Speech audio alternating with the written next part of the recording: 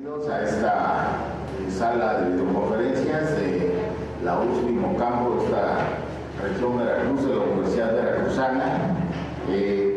Me complace con mucho gusto recibir la participación de la consejera Dania Paola Rabel Cuevas, que está aquí con nosotros y para quien pido un afectuoso aplauso.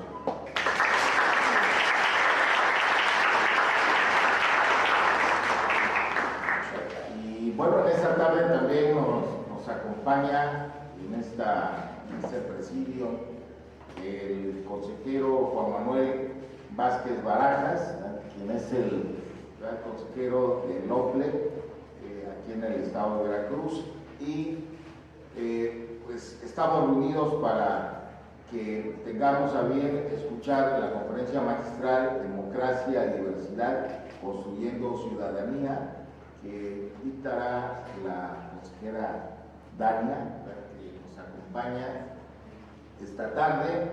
Pero también quiero resaltar la presencia del maestro Josué Cervantes, quien es el vocal ejecutivo de la Junta Local del INE en el estado de Veracruz, ¿sí? Maestro Josué. Y ¿verdad? También tenemos aquí la presencia del maestro Roberto López, quien viene también por parte del OPLE, ¿verdad? También está aquí presente con nosotros.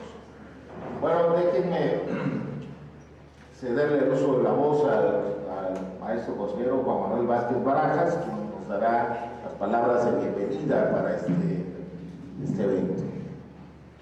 Gracias a todas y a todos por venir acá a la Universidad Veracruzana.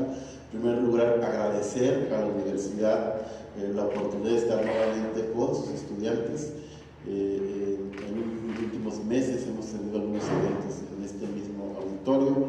Por supuesto, agradezco a su secretario académico, Ulises Gonzalo Restrar, con nosotros en este evento. Creo que al vicerrector, Víctor Raúl, muy amable, siempre nos recibe en este espacio.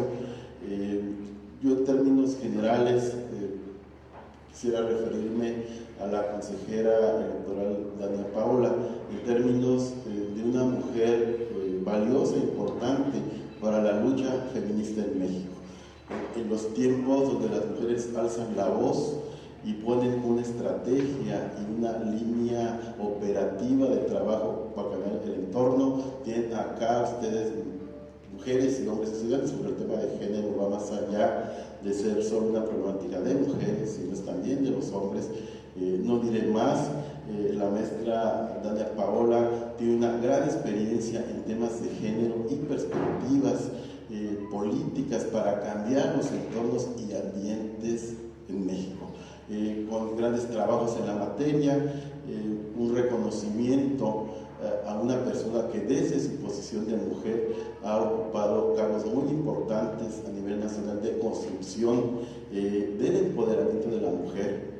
Hoy es consejera, pero le ha tocado, al igual que a muchas y a muchos de ustedes, ocupar puestos medios, y nos ha tocado ir construyendo una estrategia global. En ese sentido, ¿quién más que ha tenido la experiencia viva de ser parte de una institución como es el INE y algunas otras más?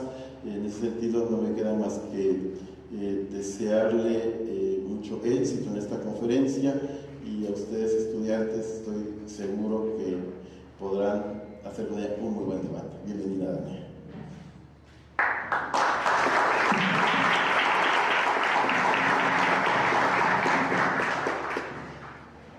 Bien, bueno, pues continuando con este orden del día, este programa para esta tarde, me complace leerles una síntesis curricular de la maestra Paola Rabel Cuevas.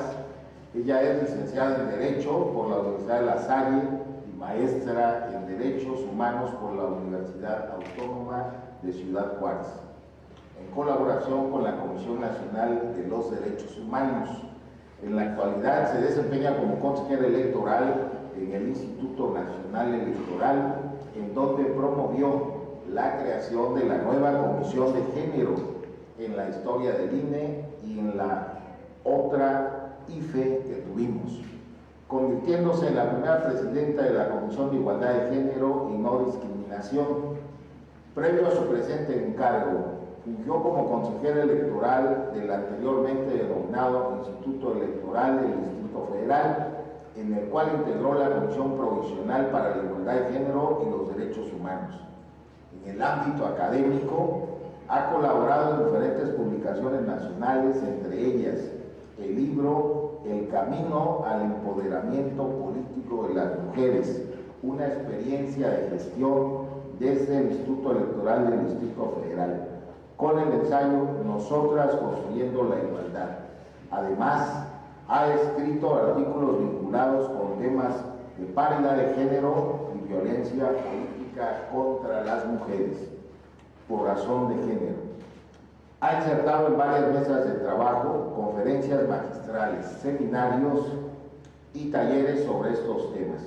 Participó en el evento Intercambio de Experiencias entre Bolivia y México sobre la participación política de las mujeres sin acoso ni violencia, llevado a cabo en La Paz, Bolivia, así como el Seminario Internacional La Participación Política de la Mujer, la experiencia de América Latina, que se llevó a cabo en San Salvador.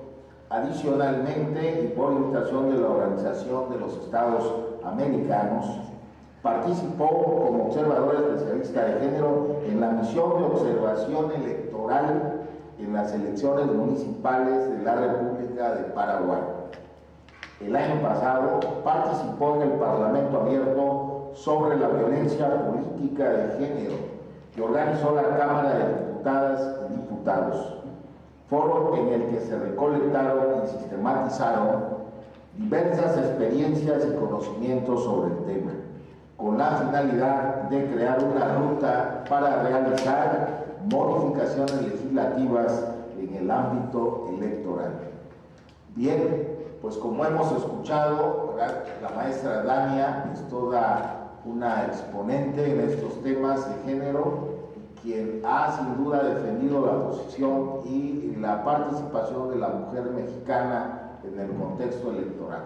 Así que, bueno, sin mayor preámbulo, cedo el uso de la voz a la maestra Dania para que nos instruya, ¿verdad?, con sus experiencias y sus ideas.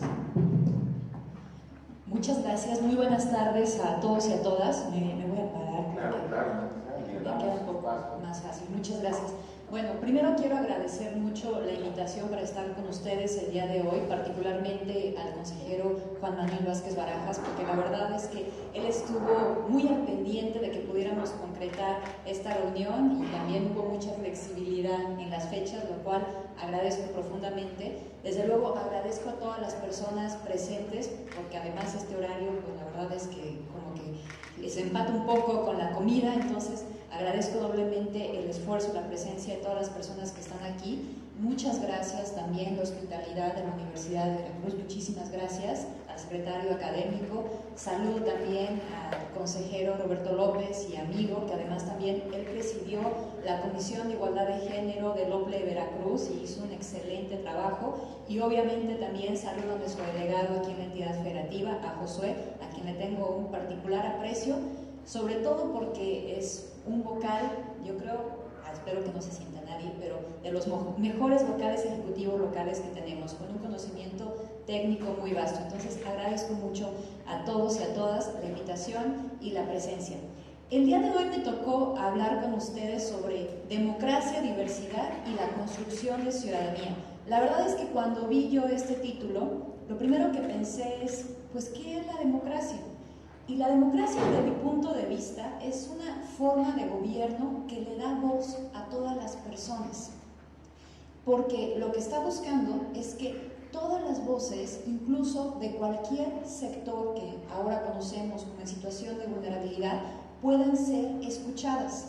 Ahora, si hablamos de la construcción de ciudadanía, pues eso me evoca primero que nada al respeto a las leyes, pero también a la participación ciudadana. No estoy pensando nada más en la participación ciudadana cada que haya elecciones, y seguramente en este momento ya están pensando, bueno, pues ya viene a convencernos a las y los jóvenes de que votemos en cada elección porque ella trabaja en el INE y entonces ella quiere validar su trabajo y quiere conservarlo. No se trata de eso, porque digamos que quizá eso sea la forma más sencilla de participación, pero no se limita a esto.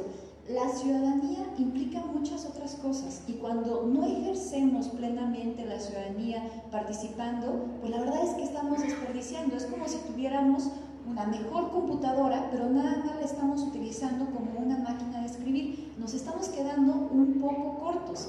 Ahora, ¿cómo se puede ejercer mejor una ciudadanía? A mí me parece que lo primero es exigiendo una rendición de cuentas, y una vez que se tenga esta rendición de cuentas, bueno, usar la información que nos hayan dado derivado de esto y también las explicaciones que nos hayan dado, criticarlas y seguir exigiendo hasta que tengamos el país que queremos ver. Ahora, yéndonos a lo más sencillo, que es la participación, y la participación a través del voto, pues la siguiente, por favor. Quiero decirles que sí tenemos también desde esta perspectiva, que es lo más inmediato, lo más fácil de implementar, un problema en cuanto a la participación de las y los jóvenes. Veamos, en el grupo etario de entre 19 y 34 años de edad, es decir, también incluyendo a personas jóvenes adultas, pues se encuentra el 33% de la lista nominal, lo cual equivale, por lo menos eso fue de 2018, a 29.7 millones de votos. Si nosotros hacemos memoria de por cuántos votos ganó en su momento Calderón, después Peña Nieto y ahora Andrés Manuel, pues nos damos cuenta que Calderón ganó con 14.916.000 votos, Peña Nieto ganó con 19.226.000 votos y Andrés Manuel con 30.110.000 votos. ¿Qué quiero decirles con esto y qué quiero evidenciar? Que la fuerza electoral de las y los jóvenes es mayor a la que le dio el triunfo en su momento a Calderón, la que le dio el triunfo en su momento a Peña Nieto, y es ligeramente inferior a la que le dio el triunfo a Andrés Manuel López Obrador, que se ha dicho mucho y de manera reiterada y cierta, pues que es un gobierno sumamente legítimo por todos los votos que obtuvo, que es inédito, ¿no?, en las épocas contemporáneas. Pero si las y los jóvenes se ponen de acuerdo en participar y ven bien una de las opciones, pueden definir ellos solos, ellas solas, una elección. La siguiente, por favor. En Veracruz, por la participación también estuvo baja para las y los jóvenes, y aquí pues nada más hablando la entidad federativa, las y los jóvenes de entre 19 y 34 años de edad constituyen 2.080.000 votos. Su actual gobernador ganó con 1.667.000 votos. Creo que eso es muy significativo. Y les pongo aquí una frase de Juan Carlos Monedero que dice: desconfíen de quienes los quieren entretenidos y no haciéndose preguntas. Cuestionen si no habrá gente aprovechándose de su renuncia a la política. Porque me parece que sí tienen que reflexionar quién se beneficia con la renuncia a la política. La verdad es que las elecciones se van a hacer con o sin su participación. Debo decirles eso, porque los actores políticos que quieren detentar el poder necesitan una forma legítima de hacer ese poder, y esa forma legítima es con las elecciones. Pero si ustedes no participan, quienes sí van a participar son las estructuras, por ejemplo, de los partidos políticos, y son los que van a definir quién nos va a gobernar, y todo el mundo nos vamos a ver perjudicados si es que tenemos un mal gobierno.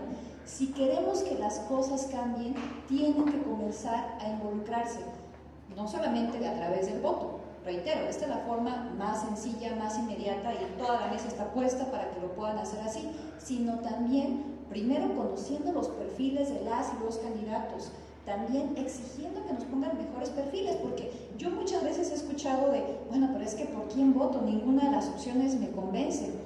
Bueno, si hay una exigencia de que nos pongan determinados perfiles, los partidos políticos quieren votos, entonces van a escuchar también esas exigencias. Y después, una vez que lleguen a los cargos públicos, exigir una rendición de cuentas, darle seguimiento a su trabajo. Y si no hacen un buen trabajo, pasarle factura en las siguientes elecciones, no dejar que sigan creciendo en sus aspiraciones políticas. Creo que es la única solución para que cambiemos la dinámica del país si es que no nos gusta, cómo nos gobiernan o cómo nos han gobernado. La siguiente, por favor. Ahora, esta conferencia también habla de diversidad y yo creo que si hay algo que es incompatible con la democracia es la discriminación. Para mí un valor intrínseco de la democracia es la igualdad. Sin embargo, si estamos discriminando, quiere decir que no se considera a todas las personas iguales y por eso las estoy excluyendo. El artículo 1 constitucional prohíbe expresamente la discriminación por cualquier motivo, raza, género, edad, por tener una discapacidad, por orientación sexual. Sin embargo, todos estos tópicos son pretextos para que se excluyan a las personas de sus derechos más elementales, incluyendo desde luego los derechos políticos, que también son derechos humanos. Y esto me hace reflexionar respecto a la importancia de los derechos humanos para tener una democracia sana. Son tan importantes los derechos humanos para la democracia que si no se tienen, pues entonces podemos tener un gobierno que, aunque esté legitimado porque tiene la mayoría que lo está apoyando, va incluso no solamente a atropellar los derechos de sus ciudadanos, de sus ciudadanas y de todas las personas, sino puede llegar a asesinar a las personas porque no hay un límite para su actuación. Tenemos un claro ejemplo de lo que pasó en la Alemania nazi. El Partido Nacional Socialista pues ganó en realidad en las urnas. Las y los alemanes lo apoyaron, francamente, ganó por una amplia mayoría. Pero ¿qué ocurría? Que ese gobierno no tenía un límite en los derechos humanos. Entonces, pues asesinaba a las y los judíos, asesinaba a los homosexuales, asesinaba a las personas gitanas, asesinaba a las personas con discapacidad, porque pensaba que iba a ser una carga para el Estado y que entonces mejor los iban a desechar. Asesinaban a los disidentes políticos. Eso es el extremo de no tener un límite en los derechos humanos. Por eso, para mí, la interrelación que tienen que tener la democracia y los derechos humanos es fundamental para que tengamos una democracia sana. Mientras existan sectores de la sociedad que están siendo excluidos por cualquier motivo, no podemos decir que ya tenemos una democracia consolidada. Por eso las autoridades tenemos que trabajar para incluir a los diversos sectores de la sociedad, a todos los grupos, para asegurarnos que todas las personas puedan ejercer sus derechos políticos, que es lo que le toca al INE, pero desde luego las autoridades tienen que velar porque puedan ejercer el resto de sus derechos. La siguiente, por favor. Ahora, este tema de interseccionalidad es importante porque existen algunas personas en donde confluyen en un mismo momento diversos motivos por los cuales son discriminados. Por ejemplo, hicimos una charla en la Universidad Iberoamericana para discutir una sentencia que yo llamo sentencia trans, porque fue para revisar una acción afirmativa que se tomó en el Instituto Electoral y de Participación Ciudadana de Oaxaca. No me meto en eso, esa sentencia es debatible porque dio paso también a que se prestaran a simulaciones y entonces no se observara el principio de paridad de género, pero cuando hicimos ese foro, pues invité también a personas trans, a personas que se habían dedicado a la defensa de los derechos de este colectivo y activistas reconocidos. Dentro de esas activistas llegó una mujer trans, indígena y con discapacidad. Ese es un claro ejemplo de interseccionalidad, porque en ella confluyen diversos elementos que la hacen más vulnerable a que se violenten sus derechos. Nosotros tenemos que dar particular atención a este sector de la sociedad o a estas personas en donde pueden haber diversos motivos por los cuales son discriminadas, y lo que nos toca hacer es tomar medidas de nivelación, acciones afirmativas para que puedan ejercer sus derechos en igualdad de condiciones con el resto de las personas. La siguiente. Anterior, si me hacen un favor. ¿Un antes? Creo que ya nos perdimos por aquí. Es esta. No, exacto, muchas gracias. En este caso, ¿cuáles son los sectores susceptibles de discriminación? Pues bueno, pues básicamente toda la población en México.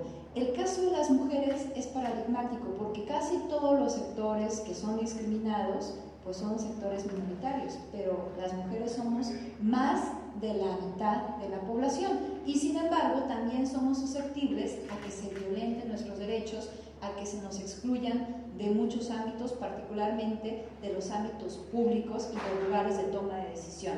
Pero desde luego tenemos a las personas indígenas, a las afromexicanas, a las que tienen alguna discapacidad, a las jóvenes, a los mayores, a los de la comunidad LGBTIQ, casi cualquier cosa es un pretexto para tratar de justificar la discriminación. La siguiente, por favor. Ahora, refiriéndome exclusivamente a lo que tiene que ver con las mujeres, ¿qué tipo de acciones afirmativas nosotros hemos tomado desde el Instituto Nacional Electoral justo para evitar que las mujeres sean discriminadas? Pues empezamos con las famosas cuotas de género. Estas se comenzaron en 2002. Ahí pues se decía que los partidos políticos tenían que postular al menos un 30% de mujeres a los cargos públicos. Después, en 2008, este porcentaje se subió a un 40% hasta que llegamos a lo que tenemos actualmente. En 2014 se hizo una reforma al artículo 41 constitucional y se estableció el principio de paridad de género en las postulaciones.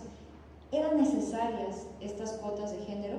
Pues debo decir que sí, porque mujeres talentosas siempre las ha habido, pero además también lo cierto es que pues no se les pone como siempre un referente o como un tamiz para que puedan llegar a los cargos públicos a los hombres que sean extraordinariamente brillantes, y sin embargo se les da la oportunidad a todos. A las mujeres no se les da esta oportunidad. Prueba de ello es que a partir de 1955, cuando por primera vez pudieron ejercer su derecho a votar, aunque se reconoce este derecho en 1953, lo ejercen por primera vez en 1955, de esa fecha a 1994, el mayor número de mujeres que se tuvo en la Cámara de Diputados y de Diputadas apenas constituía un 11% de integración de esta Cámara, es decir, 59 mujeres frente a 500 hombres en la integración que en ese momento estaba vigente para la Cámara de Diputados y de Diputadas. Entonces, pues lo que tenemos es que realmente pues había ahí un problema muy grave de exclusión. No se estaban considerando a las mujeres, ¿no? Entonces, pues teníamos que tomar acciones para que los partidos políticos las postularan. Era tanta la resistencia de los partidos políticos a hacer estas postulaciones que lo que ocurrió es que cuando se subió el porcentaje a un 40% de postulaciones, pues conocimos el caso de las famosas Juanitas, ¿no? En donde se obligaban a las mujeres que estaban postuladas como propietarias para ser diputadas y que tenían a un suplente hombre a que renunciaran para que en todos los casos fueran los hombres los que asumieran ese cargo. Tomamos medidas para que eso ya no ocurriera y se estableció, sobre todo desde la autoridad jurisdiccional, que las fórmulas para las diputaciones tenían que ser conformadas por 2 mujeres cuando la titular fuera una mujer, para que no ocurrieran este tipo de cosas. ¿Qué pasó también? Pues que de repente las mujeres no ganaban y entonces nos preguntamos, bueno, ¿qué está pasando? Y los partidos políticos decían, pues es que son muy malas candidatas, ni siquiera las mujeres quieren votar por otras mujeres. Cuando analizamos más esto, nos dimos cuenta que en realidad las estaban mandando a distritos perdedores, a distritos donde esos partidos políticos nunca ganaban, no tenían la más mínima posibilidad de ganar ahí. Entonces, modificamos eso, pusimos bloques de competitividad. Pero para mí todas estas acciones que han hecho los partidos políticos denotan esa resistencia por verdaderamente incluir a las mujeres, y entonces advertimos que lo que habíamos visto durante 36 años pues era el reflejo de esto. Intencionalmente no querían incluir a las mujeres para este tipo de postulaciones. Ahora, después de la reforma de 2014 y de establecer el principio de paridad de género como un principio constitucional, y también gracias a acciones afirmativas adicionales que tomó el Instituto Nacional Electoral, tenemos casi una integración paritaria en la Cámara de Diputados y de Diputadas con un 48.2% y en el Senado con un 49.2%. Pero aún con todo esto, apenas y tenemos ya una integración paritaria o muy cercana a la paridad perfecta. La siguiente, por favor. Ahora, en el tema de las personas indígenas, creo que también, además de ser un sector que reconocemos que ha sido históricamente excluido de diversos ámbitos, pues las mujeres indígenas han sido todavía más excluidas, particularmente del ejercicio de sus derechos políticos. Una acción muy importante que hicimos en el INE en las elecciones de 2018 fue algo que denominamos la cuota indígena. De los 28 distritos electorales que nosotros reconocemos como indígenas porque tienen una población considerable que se autoascribe como tal, dijimos en 13 en donde esta población es de un 60% o más, tienen que postular los partidos políticos a personas indígenas. Pero adicionalmente, sabiendo que las mujeres suelen ser más excluidas del ejercicio de sus derechos políticos, focalizamos el principio de paridad de género en estas 13 postulaciones y dijimos, de estas 13, por lo menos 6 tienen que ser para mujeres indígenas.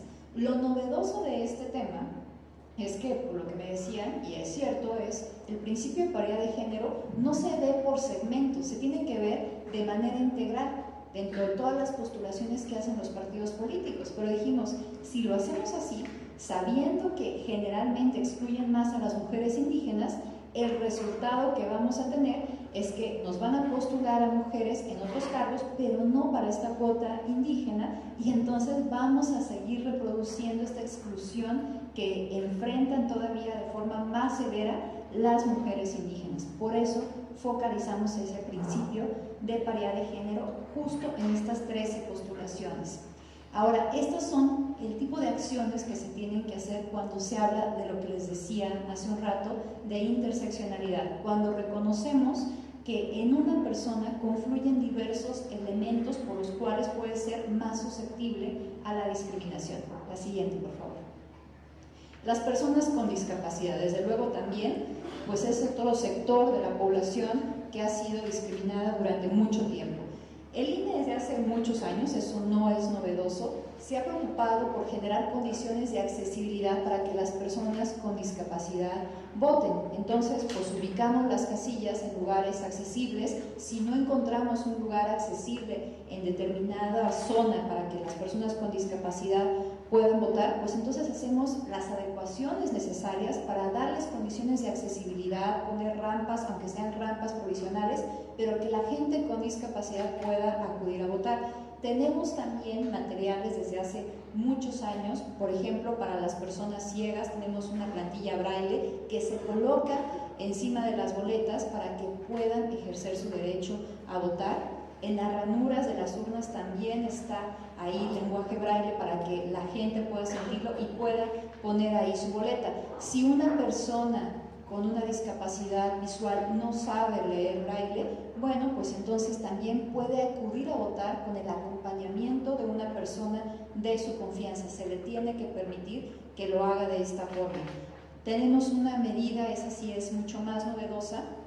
Nosotros solemos hacer en las entidades federativas, por lo menos ya se está haciendo una costumbre desde el año pasado, foros que llamamos foros de inclusión, y entonces hacemos simulacros de votaciones, de cuando la gente va al módulo de atención ciudadana, y lo que nos decían en uno de estos foros, una señora, mamá de un joven con discapacidades, bueno, pero ¿qué medidas han tomado para una persona que no tiene una discapacidad visible? Por ejemplo, una persona autista, como es el caso de mi hijo, decía ella, en donde, bueno, pues él es mayor de edad, él entiende las cosas, pero tiene problemas para socializar. Entonces, pues él lo que pide es que yo le pueda apoyar, que yo pueda llegar a la mesa electiva de casilla y lo pueda acompañar también para que ejerza su derecho a votar. Permitimos ya también esto, hicimos las adecuaciones necesarias para que en su momento, si esta circunstancia se da, la persona con este tipo de discapacidad también pueda ejercer su derecho a votar acompañado de una persona de su confianza. Algo que modificamos recientemente en 2017 hicimos un protocolo para permitir que las personas con discapacidad fungieran como funcionarios y funcionarias de mesa electiva de casilla. ¿Qué es lo que teníamos antes? La instrucción directa que tenían nuestros capacitadores asistentes electorales era que si alguien salía insaculado y se llegaba a visitarlo y se advertía que tenía una discapacidad, se le descartaba inmediatamente para que pudiera ser funcionario o funcionaria de mesa directiva de casilla. Desde luego esto no se hacía con un ánimo de discriminar, pero el resultado era ese. Se estaba excluyendo el ejercicio de un derecho y una obligación que tienen las y los ciudadanos por el motivo de que tenían una discapacidad.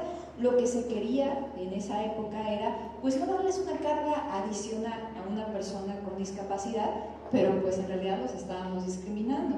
Y entonces yo recuerdo, por ejemplo, una anécdota con personas sordas en donde una de ellas decía, es que yo me sentí muy mal porque en una ocasión salí insaculado y yo tenía mucha emoción de participar, y resulta que cuando me visita el capacitador asistente electoral y apenas me ve y se da cuenta que estoy sordo, pues me descarta. Y yo quería participar y me sentí pues excluido, frustrado, molesto, y después decía él, platiqué esto con algunas otras personas de mi comunidad de sordos y les había pasado lo mismo.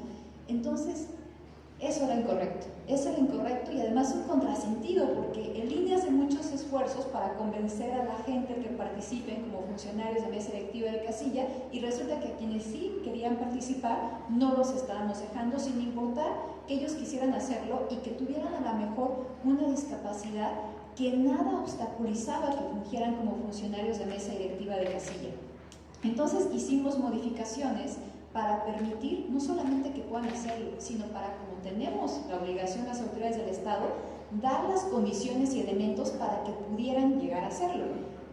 Una medida específica que tomamos, que me parece la más importante, es que dijimos, si una persona con discapacidad, para cumplir con su función como funcionario de mesa directiva de casilla, requiere el apoyo de alguien, se lo puede prestar a alguno de sus compañeros de la mesa directiva de casilla, siempre y cuando esto no entorpezca las obligaciones que tienen los otros.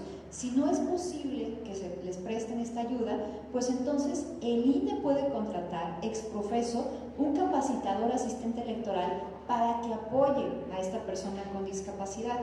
Y si no, también tiene la opción de acudir hacer su trabajo como funcionario de casilla con alguna persona de su confianza.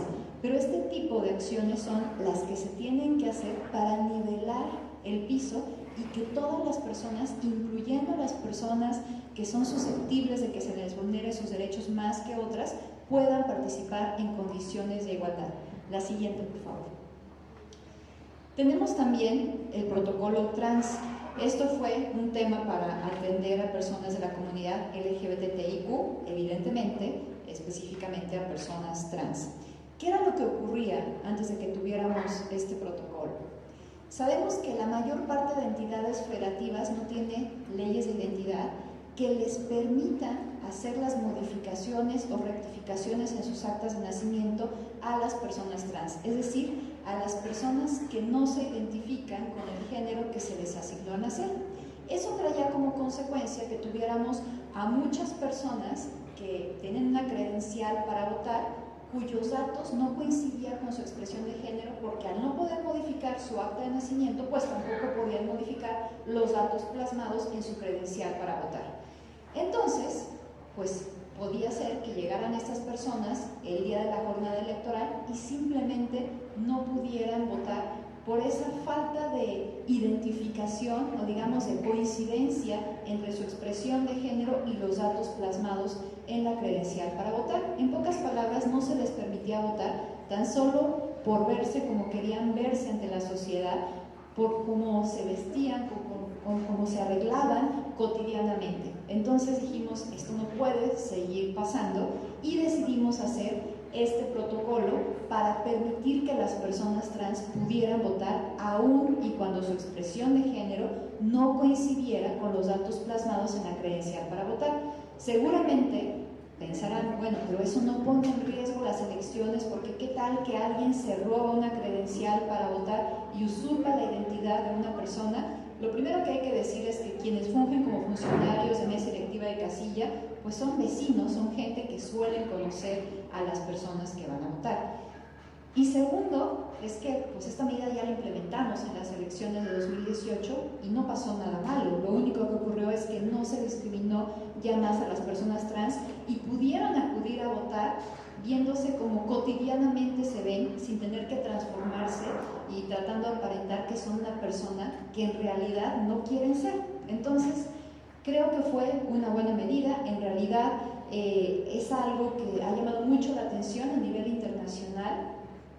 Tanto la Comisión Interamericana de Derechos Humanos como PNUD han tenido acercamientos con el INE porque les gustaría que este tipo de medidas se replicaran en otros países, porque hay que reconocer que no las personas trans en general, sino sobre todo las mujeres trans son particularmente discriminadas en todos los ámbitos, y lo eran incluso en este ámbito tan sencillo y tan elemental como el ejercicio del voto activo.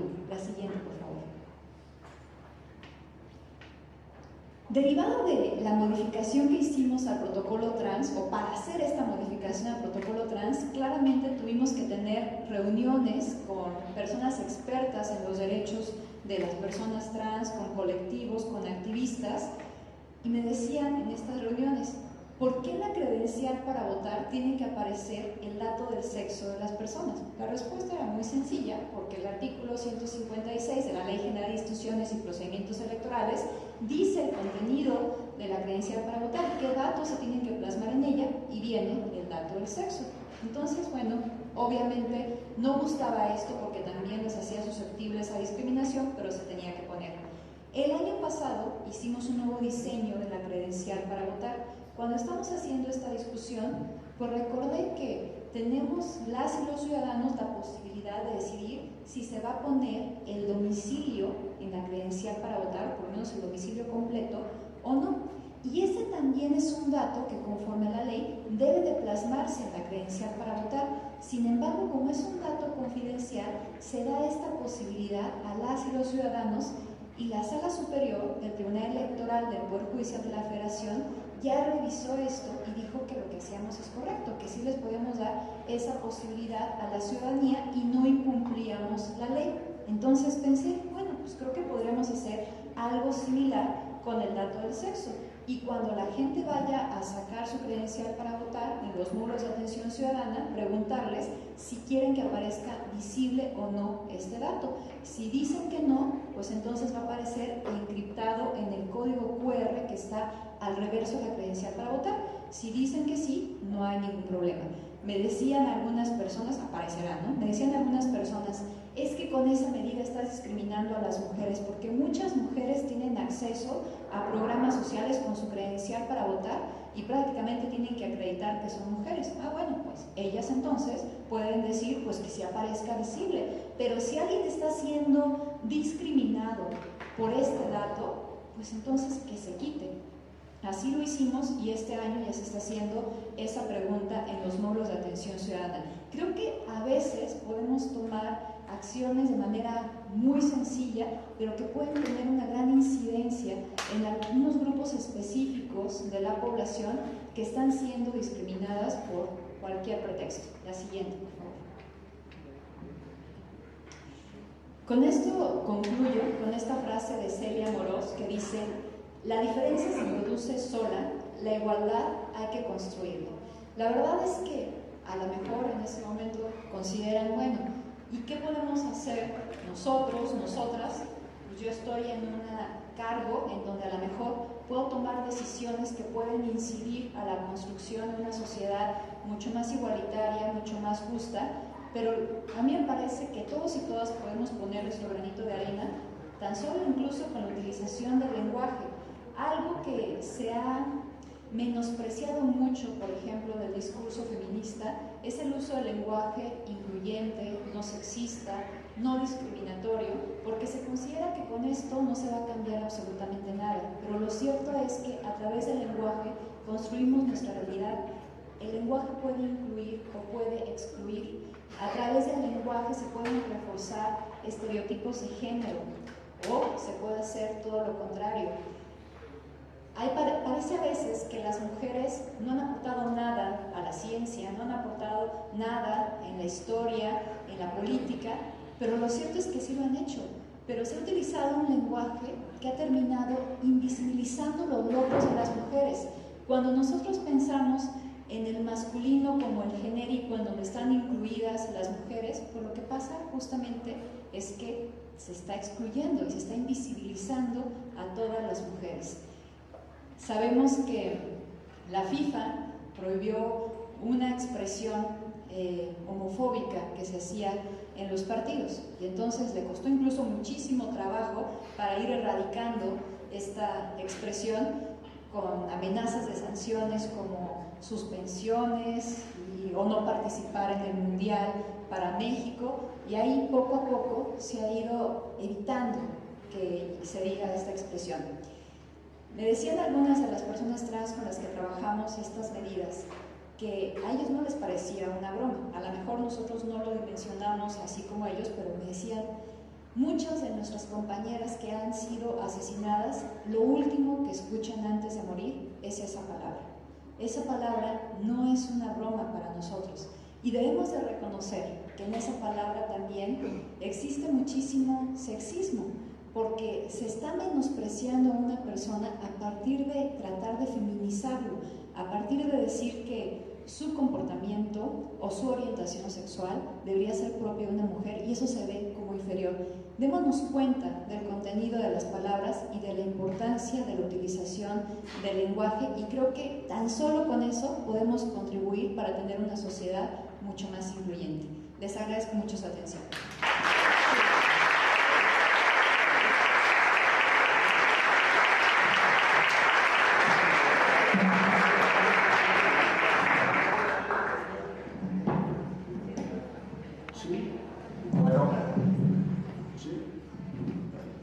Vamos entonces a pasar ahorita a la sección de preguntas y respuestas, después de haber escuchado a la consejera, la maestra Dania Paola. Vamos a ir solicitando el uso de la voz. Alguien que desee comentar o preguntar algo de lo que nos ha expuesto la maestra. Necesitamos el uso del micrófono. Despedimos a los jóvenes que se están yendo.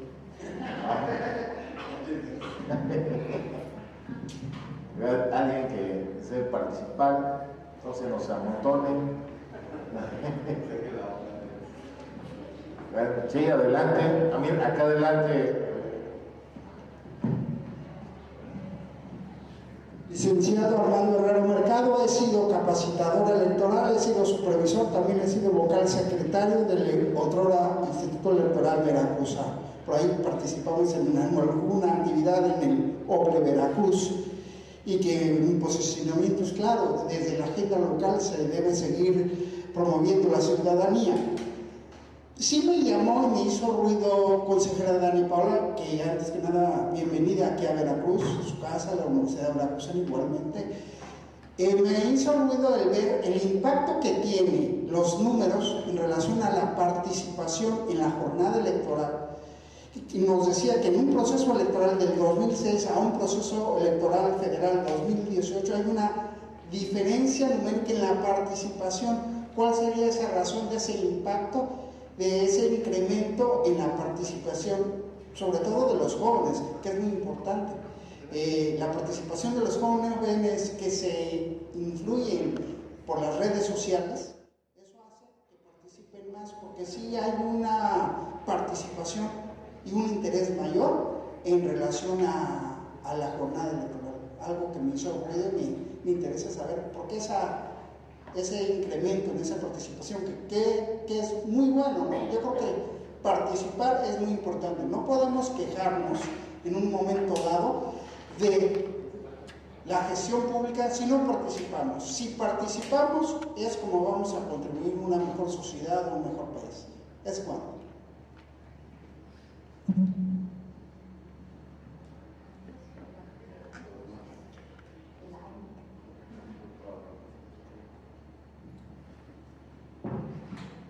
Bueno, la verdad es que esa es como la pregunta del millón. Quisiéramos siempre tener esa respuesta para poder incidir en la mayor participación de las y los jóvenes. Puedo a lo mejor nada más hacer presunciones sobre qué fue lo que ocurrió, por ejemplo, en 2012. Yo creo que algo que influyó mucho para una mayor participación de las y los jóvenes fue el movimiento Yo Soy 132, que se dio, pues agarró muchísima fuerza unas semanas antes del día de la jornada electoral. Hubo muchísimo activismo de jóvenes que de hecho varios de ellos ahora están incursionando en la política y creo que eso marcó la diferencia, pero quizá lo que a lo mejor me gusta desde el ámbito de las autoridades electorales es que a veces son cuestiones coyunturales en donde nosotros no podemos tener mayor incidencia. Nosotros año tras año y particularmente cuando tenemos proceso electoral, pues estamos difundiendo las elecciones, promoviendo el voto, que la gente participe, que la gente exija, que conozca a sus candidatos, a sus candidatas, que se informe, que emita un voto informado, pero a veces eso no hace la diferencia. A veces en realidad son cuestiones contextuales, sociales, coyunturales, en donde tenemos nosotros poca incidencia, como este movimiento que he comentado del 132. ¿Alguien más de los presentes que se interese en realizar alguna pregunta? Sí, adelante.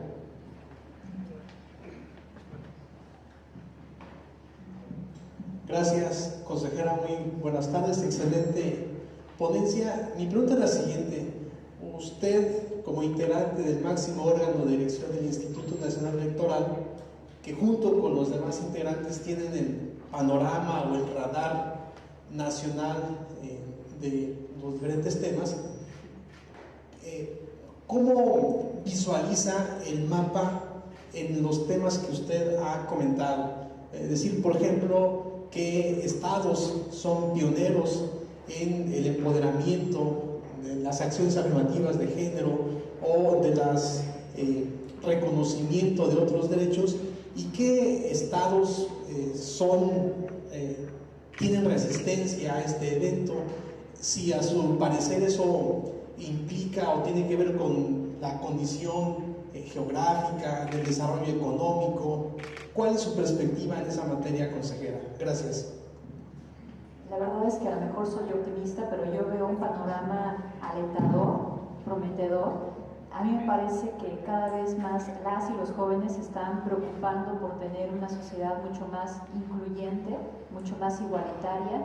Me emocionan mucho movimientos como el que vimos el 8 de marzo, en donde salieron miles de mujeres a las calles a exigir un alto a la violencia de género en contra de las niñas, de las mujeres, a que se erradiquen los feminicidios y sobre todo a exigir que se cumplan y que ellas puedan ejercer plenamente sus derechos en todos los ámbitos. Creo que eso es un mensaje de involucramiento muy importante y que nos da el aliento de que muy probablemente estas mujeres van a tener un mayor activismo también en las cuestiones políticas para lograr una mayor incidencia.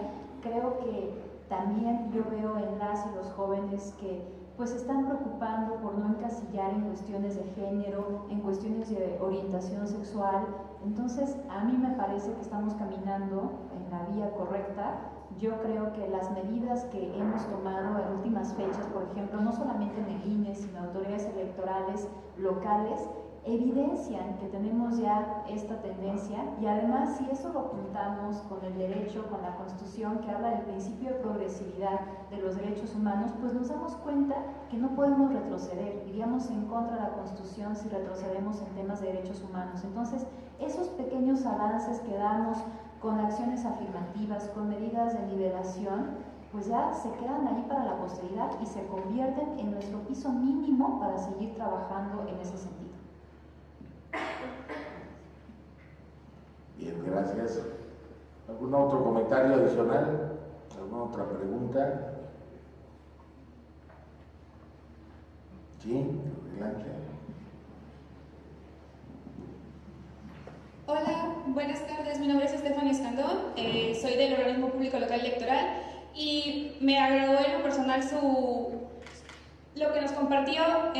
Durante el año pasado tuvimos la oportunidad de participar en un procedimiento de constitución de partidos políticos y sí me llama la atención lo que nos comentó respecto al trato que le dan a las personas con autismo, pero ustedes como instituto también se están preocupando para que en este caso nosotros como personal o su personal del INE también tengamos conocimientos acerca de cómo tratar a estos ciudadanos también, que en lo personal puedo decir que hay muchas personas en todo Veracruz que tienen diferentes tipos de enfermedades y que yo en lo personal creo que necesito estar un poco más capacitada acerca de esos temas. ¿Ustedes como instituto tienen alguna, cómo le puedo decir, algún programa enfocado a sus trabajadores?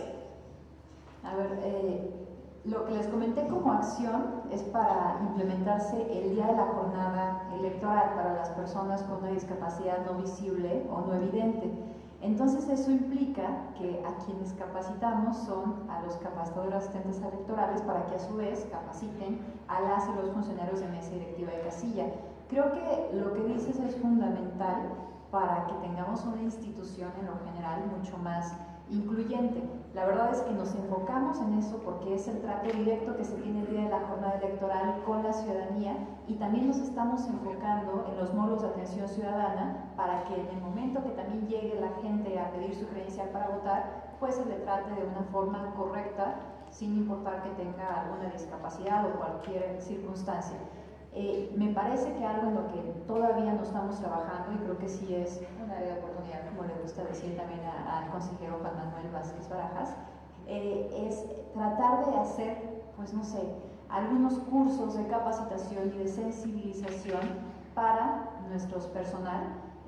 Tenemos algunos cursos en línea en la plataforma, pero como nosotros tampoco somos expertos en esas materias, entonces son en realidad cursos que nos provee CONAPRED o la Comisión Nacional de Derechos Humanos o la Comisión de Derechos Humanos de la Ciudad de México. Eso es lo que tenemos hasta este momento.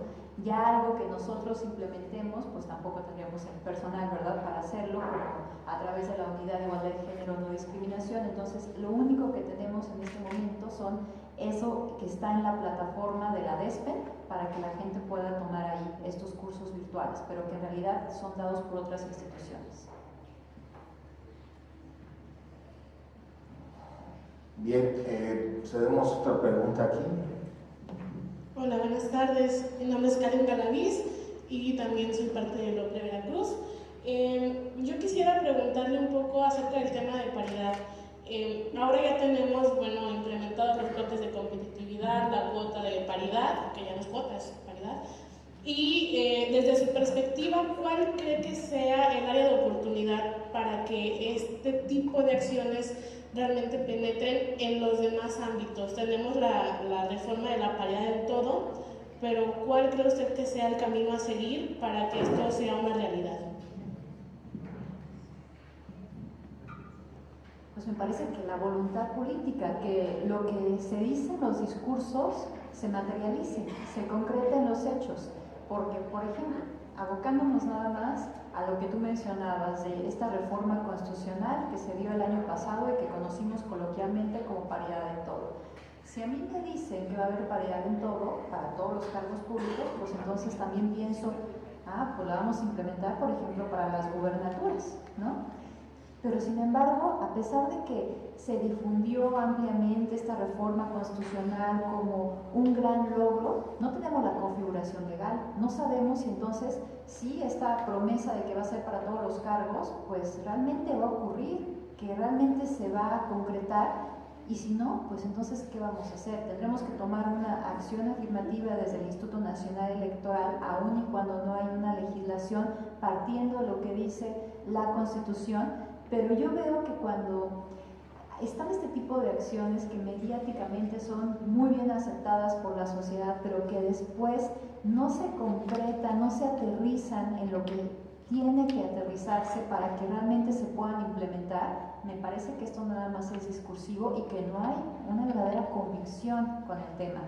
Todos los casos que hemos visto de simulación entran en una clara colisión con el tema de los discursos que traen de inclusión. Por ejemplo, las llamadas manuelitas en las elecciones de 2018. A ver, Todo el mundo dice que está muy comprometido con el ejercicio de los derechos de las mujeres y particularmente con su participación política. ¿Y qué fue lo que ocurrió en Chiapas en 2018? Ni siquiera estamos hablando de hace 20 años, fue en las pasadas elecciones federales.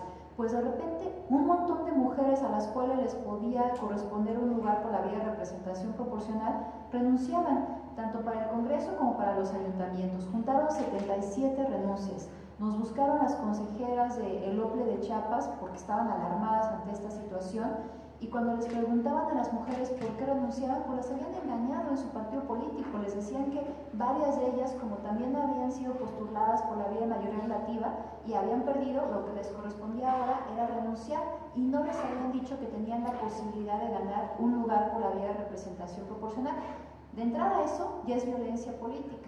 Negarles información o darles información tergiversada es violencia política. Pero además vemos estas acciones específicas para excluir a las mujeres. De repente teníamos una plantilla ya nada más, una lista ya nada más con puros hombres de un partido político al cual le había ido muy bien, y entonces nada más le iba a tocar un lugar, pues querían asegurar que ese lugar fuera para un hombre.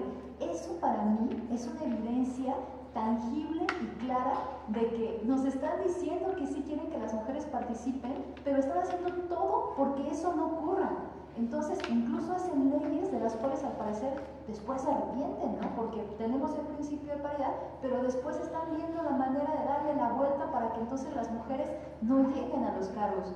Por lo tanto, yo creo que lo que nos falta con este tema es voluntad política, y desde luego, pues obviamente también siempre tener autoridades atentas, comprometidas con estas temáticas para verificar que se cumpla la ley en este ámbito también. Gracias maestra Dania. Bueno, pues si no hay más preguntas, cerramos en este momento el ciclo de preguntas y respuestas, y cedo el uso de la voz al consejero. Gracias, secretario académico. Cuando plantea la consejera Dania Rabel el tema concreto, la política es de todas y de todos. Esto es, la política no es de los abogados, no es de los politólogos. A mí me da un gusto que haya estudiantes de ciencias de la salud, me da gusto que haya estudiantes de la comunicación, estudiantes de áreas técnicas. ¿Por qué? Y lo decía muy bien, tenemos que aprender a hacer política. ¿Por qué un médico debe saber política? Porque es importante que haya la voz de los expertos en salud en la política. ¿Por qué es importante que un arquitecto sepa política? Porque es el entorno social. Finalmente, creo que la democracia y la construcción de ciudad tiene que ver, no me señales si es hombre o si es mujer, o no me señales si es gay, trans o lesbiana, no me digas si es afromexicano, no me digas si es de la comunidad de la tercera edad, o no me digas si tiene una forma de vestirse o de pensar diferente a la mía. Dime esa persona, ¿quién tiene de uno para ser diputado o diputado federal o senador? Cuando tengamos esos niveles de avance, yo coincido con ella, entonces podemos decir que en México construimos ciudadanía. Cuando la política sigue en manos solo de los políticos, habrá que preocuparnos porque es de todas y todos. La política, y coincido con ella, no solo es ir a votar. Y no los queremos convencer para que vayan a votar en 2021 o 2024. Ese tema más que menos está resuelto. Vota más del 50% en México. Lo que no está resuelto es que no asumimos la responsabilidad de lo público. Es lo que no hemos resuelto las y los mexicanos. Seguimos creyendo que lo público es de los que están en el ayuntamiento o los que están en el Palacio Legislativo de Jalapa o en el Palacio de Gobierno de Jalapa. Tenemos que comprender que así como tenemos una idea o perspectiva de que seguimos a un partido político, que nos gusta cómo canta Yuri o nos gusta cómo canta, no sé, algún grupo de rock mexicano famoso, también nos tiene que gustar tener una ideología política y defenderla. No nos debe dar pena tener un color político. Nos tiene que hacer parte de lo público. Y creo que ese es el gran reto, por eso yo agradezco el planteamiento que hace la consejera desde una perspectiva de ciudadanía, ¿Cómo incluimos a los gays, lesbianas, las personas con una discapacidad física o emotiva, o cómo incluimos a las minorías para que sean parte de las minorías? Y ese es el tema de poder hacer democracia hoy. No habrá democracia si no estamos todas y todos. En ese sentido, a mí me queda más que en nombre de la Universidad Veracruzana y del órgano público local del Estado de Veracruz, agradecer a la consejera electoral Dania Paola Label Cuevas la conferencia que nos ha impartido hoy sobre democracia, diversidad, consiguiente ciudadanía. Muchas gracias.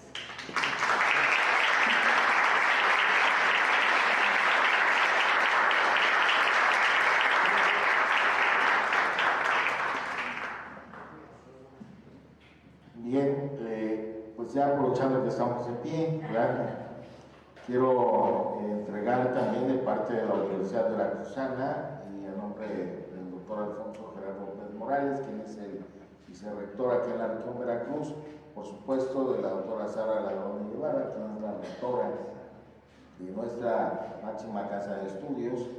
Esta constancia que la letra dice, la Universidad Veracruzana, a través de la Secretaría Académica Regional de la Vicerrectoría Veracruz, otorga la presente constancia a Dania Paola Label Cuevas por su participación como ponente con la conferencia Democracia y Diversidad Construyendo Ciudadanía, dirigida a los alumnos y académicos de los programas educativos de licenciatura impartida en esta fecha en la sala de videoconferencias de la UFI Campus UNCAM.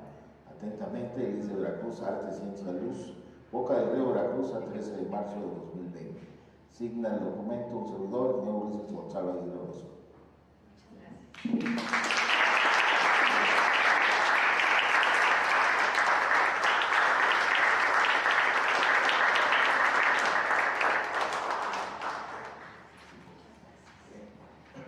Pues es así como, ¿verdad?, tomamos asiento, ¿verdad?, y damos por concluida esta conferencia magistral Democracia, Diversidad, Construyendo Ciudadanía. Es un placer para el secretario académico regional de esta región Veracruz, de la Universidad Veracruzana, haber contado con su amable presencia.